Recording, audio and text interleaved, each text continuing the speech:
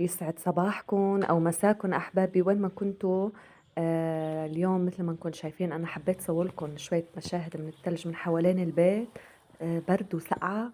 فحبيت شارككم وصفة شتوية بامتياز رح تحبوها كتير. اللي بيعرفوها كتير رح ينبسطوا فيها واللي ما بيعرفوها كمان رح ينبسطوا فيها. بتمنى تضلوا معي للآخر، ما تروحوا على محل وتابعوا الفيديو لتتعرفوا على هيدي الوصفة.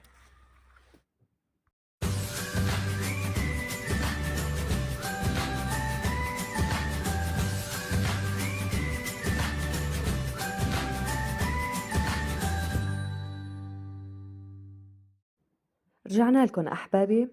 مثل ما نكون شايفين بالصورة أنا هون عندي بطاطا، تقريبا كيلو. آه، ملح ملعقة كبيرة، كمون، مكعبين مرقة الدجاج ماجي، وقرفة.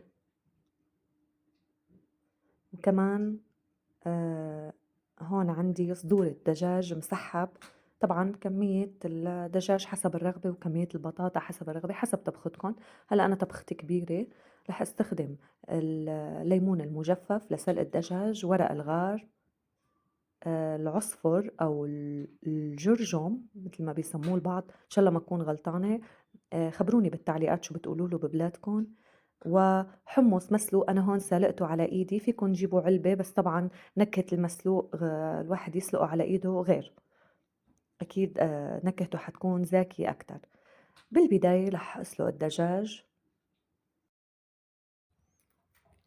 طبعا هلأ رح أرفعه على النار، وبهذا الوقت رح أستفيد منه بتقطيع البطاطا والبصل لحتى خلص الطبخة بأسرع وقت ممكن.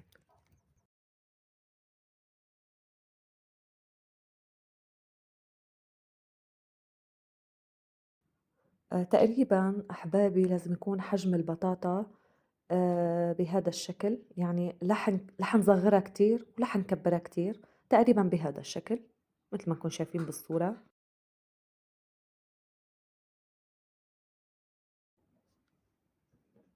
هلأ أحبابي بعد ما خلص من تقطيع البطاطا رح أغسلها أو صفيها. بعد ما أخلّص من البطاطا أحبابي رح أعوز بصلة وحدة، رح أقطّعها مكعبات كبيرة. طبعًا أنا هلّأ عم جهّز البطاطا والبصل بينما الدجاج يستوي، ما رح ضيّع وقت بالمطبخ. هلّأ أحبابي رح شيل زفرة الدجاج، الزفرة اللي بتطلع عن مرقة الدجاج لازم نشيلها قبل ما نحط التتبيلات والبهارات اللازمة. هلأ بعد ما شلت الزفرة رح أضيف ورقتين غار، بحس أنا نكهة ورق الغار طاغية على كل شي وبتسحب الزنخة من الدجاج بشكل ممتاز.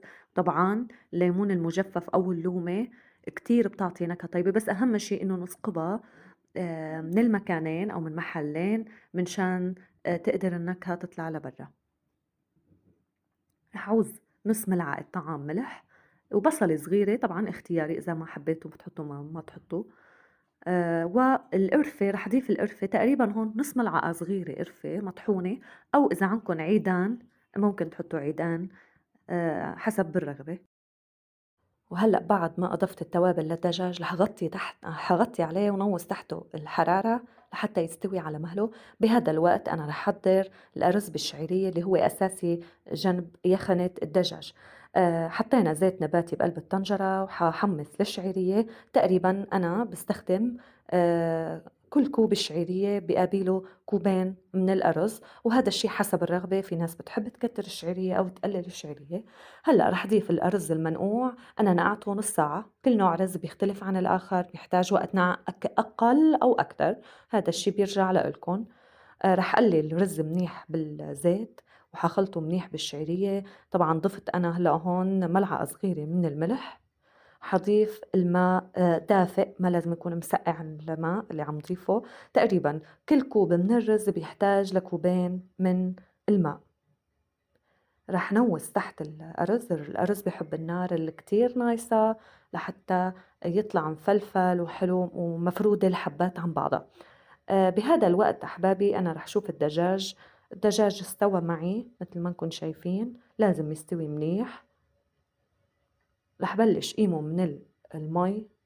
طبعا المي اللي سلقنا فيها الدجاج رح نعوزها، ما تكبوها بقلب طنجرة. رح حط شوية زيت نباتي، فيكن تحطوا سمنة حسب الرغبة، بس أنا هون حطيت زيت. رح قلي البصل اللي قطعته، طبعا أنا هون حضرتهم قبل مثل ما شفتوا بالفيديو. رح قليه لحتى تاخد شوية حمار البصلة أو تستوي. رح ضيف عليها البطاطا المقطعة.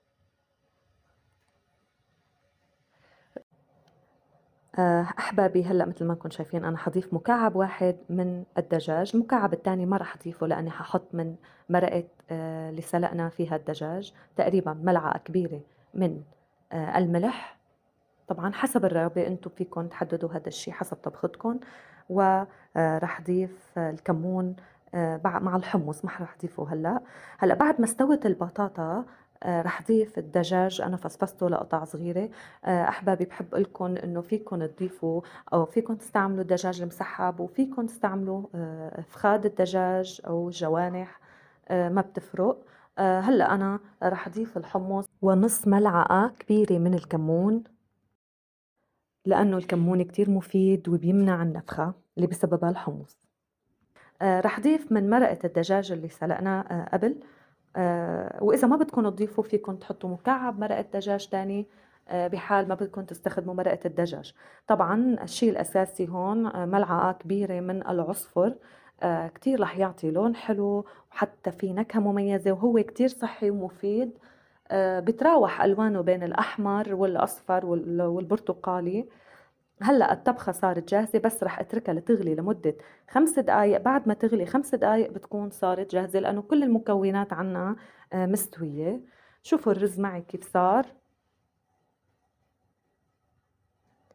الرز مدردر والحبات مفصولة عن بعضها ومنه مخبوص أبدا.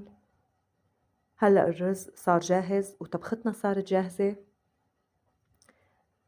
فيكن تجربوها وتخبروني كيف طلعت معكم. كتير ذكية وطيبة، لازم تعملوها وخصوصا بفصل الشتاء. أحبابي ما تنسوا إذا عجبكم الفيديو تشتركوا بالقناة لحتى تشجعوني نزل على طول فيديوهات جديدة وحلوة تستفيدوا منها. بحب إنه شوف تعليقاتكم ومشاركتكم تحت الفيديو.